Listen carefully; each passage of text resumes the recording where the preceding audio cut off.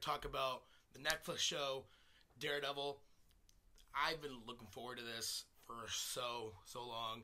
Ever since they announced it back in 2013, this has been probably my most highly anticipated show ever. Probably because not that I was let down by the Ben Affleck Daredevil, but because I was excited to hear that it's set in the Marvel Cinematic Universe.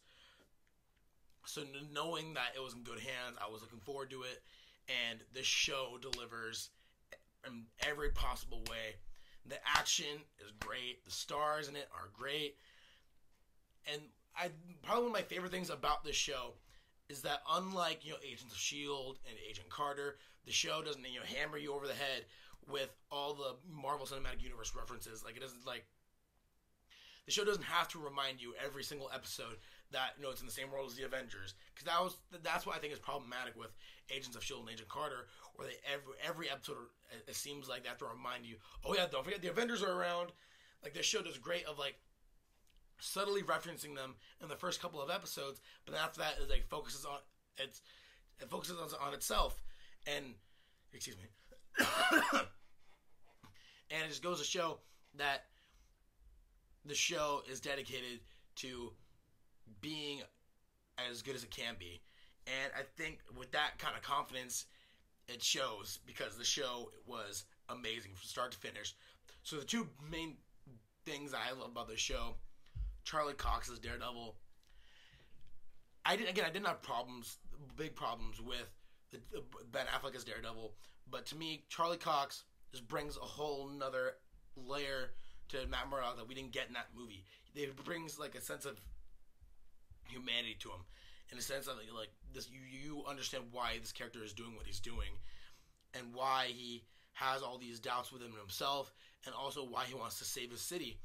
And he brings, especially within his relationships between all the different characters, his friendship with Foggy, and his relationships with Rosario Dawson, his relationship with Deborah Ann Wool's character Karen Page, just all of that, and it's the way he carries himself as Daredevil.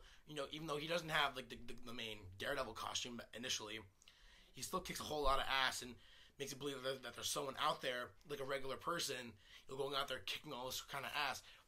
And the show was great at setting up. It was a great origin story for this character, because I feel like most origin stories for superheroes and stuff, a lot of them more or less are cliche, and just there's a lot of more familiarity with that kind of stuff, and just same kind of stuff that keeps repetitively happening. The show has some elements of that, especially elements of Batman Begins, and especially with the dark and more realistic tone that it sets. But it also has its own sense of identity, and it goes in there with a lot of confidence in itself, and I think ultimately that's why it succeeds, because not only of Charlie Cox. So the second main thing that I love about the show, Vincent D'Onofrio kills it as Kingpin. Of course, don't say that he's Kingpin in the show. It's much like Daredevil. It's an origin story for him, and how he eventually becomes the man we know as Kingpin. But as Wilson Fisk, he kills it. Another great thing about this show is that they have probably one of the best comic book villains that has been around. Probably other than Heath Ledger's Joker and Loki from the Avengers. I think this guy's pretty up there. Vincent D'Onofrio.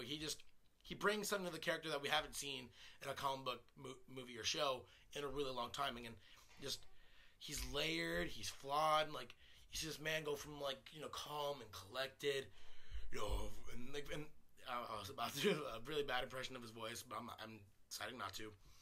That and how he's falling for this woman, and that's slowly causing him to lash out and get emotional and let his rage get the better of him, and just when he kills people, he decapitates the guy by slamming the door on him, and the show is just beyond what anything Marvel has done in the past, and that it's set in a more realistic world. Again, while of course it is still in the universe of the Avengers, it does have its own sense of identity in that it feels like it is in its own separate part of the Marvel universe, where it does feel more realistic. It doesn't seem like the world is in danger, but you see the city is in danger because of this crime syndicate that Wilson Fisk has formed. and seeing how, again, Vincent D'Onofrio just carries himself as Wilson Fisk, as Kingpin, just seeing all the different layers to him, and just, again, he's an amazing actor, brings so much out in this character that I wasn't expecting initially, because, you know, after watching Michael Clarke Duncan and the Ben Affleck Daredevil movie, I didn't know what to expect. So seeing how this guy carries himself as a very different Wilson Fisk, he's still, again, one of the best comic book villains we've had portrayed in live action in a really long time, other than Heath Ledger and Tom Hiddleston as Loki. And to go into what else I enjoy about the show, the action, probably the best action I've seen on TV in a while. I mean, I watched the show Arrow on the CW. That show has great action, but this show is, I think, a little bit better, especially in the second episode, that hallway fight scene when he's going to go grab the kid. Shot beautifully,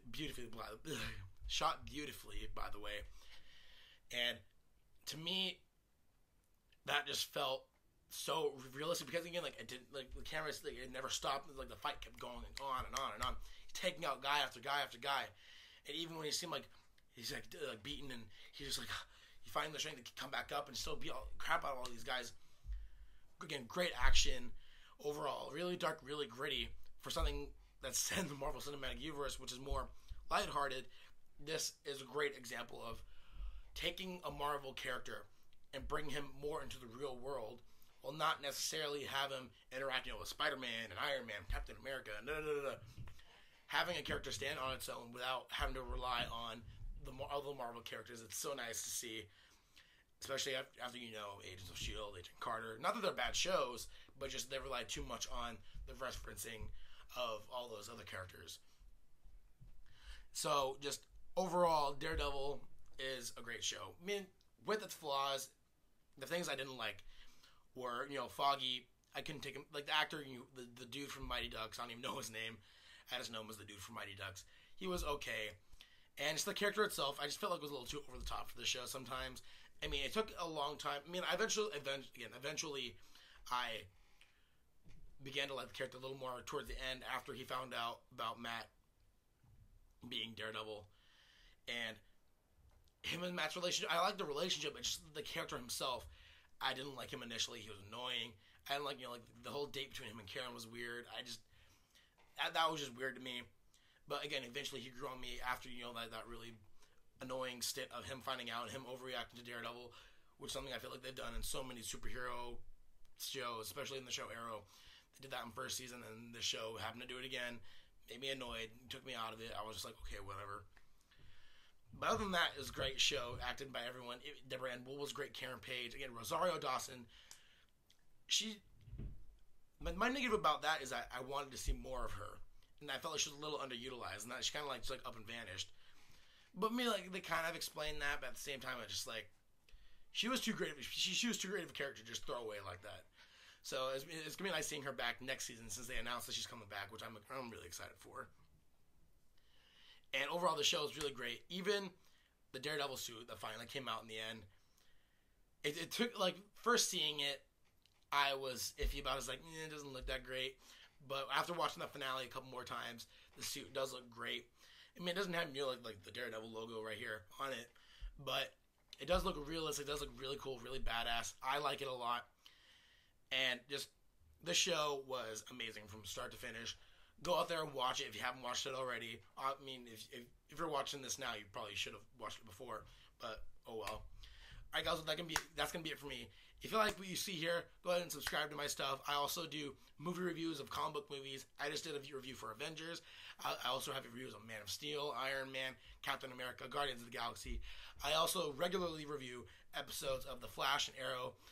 So okay, go ahead and click that subscribe button, guys. Comment below, tell me what you guys think. If I'm right or wrong, I'm like something I forgot to mention, just let me know. And that's gonna be it for me, guys. So until next time, have a good one.